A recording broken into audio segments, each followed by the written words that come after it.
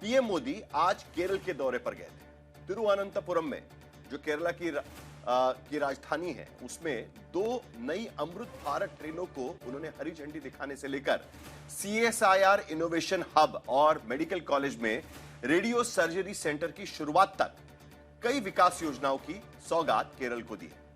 सरकारी दौरे के साथ प्रधानमंत्री मोदी ने तिरुवनंतपुरम में बीजेपी की जीत का जश्न भी मनाया। दरअसल पिछले लोकल बॉडी चुनाव में, यानी जो महानगर पालिका के, नगर पालिका के, ग्राम पंचायत के चुनाव हुए थे, उसमें तिरुवनंतपुरम नगर निगम के अंदर एनडीए सबसे बड़ा गठबंधन बनकर सामने आया हुआ है।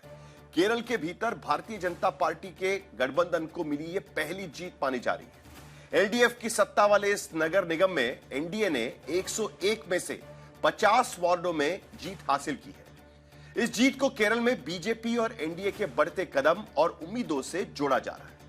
प्रधानमंत्री ने आज भी जो रैली की, उसमें बार बार यही कहा कि जिस तरह गुजरात में नगर निगम की जीत से बीजेपी की सत्ता का सफर शुरू हुआ था 1987 में, गुजरात के भीतर भी इसी तरीके से, जब भारतीय जनता पार्टी गुजरात के भीतर कोई बड़ा दल नहीं था, जनता दल और कांग्रेस के बीच में बीजेपी ने एक नगर निगम में जीत से शुरुआत की थी, उसकी याद दरअसल प्रधानमंत्री दिला रहे थे। उसी तरीके से वही शुरुआत केरल के भीतर भी हो चुकी है। यह और बात है कि केरल में बीजेपी पिछले चुनाव में एक सीट भी नहीं जीत पाई थी, लेकिन इस बार बीजेपी को भारी उम्मीद है और इसी उम्मीद में बीजेपी अपनी रणनीति पर आगे बढ़ रही है। आज के दौर में जो दौरा किया गया था, उस दौरे में प्रधानमंत्री मोदी ने अलग अलग जो मछुआरा वर्ग से लेकर संतों तक और एनडीए के छोटे छोटे घटक दलों के नेताओं से भी मुलाकात की। आज के तिरुवनंतपुरम की रैली में प्रधानमंत्री मोदी ने लेफ्ट के मोर्चे एलडीएफ और कांग्रेस के मोर्चे यूडीएफ दोनों पर ही जोरदार हमला बोला। ये तस्वीरें आप देख सकते हैं, जो रोड शो तिरुवनंतपुरम के भीतर प्रधानमंत्री मोदी कर रहे हैं।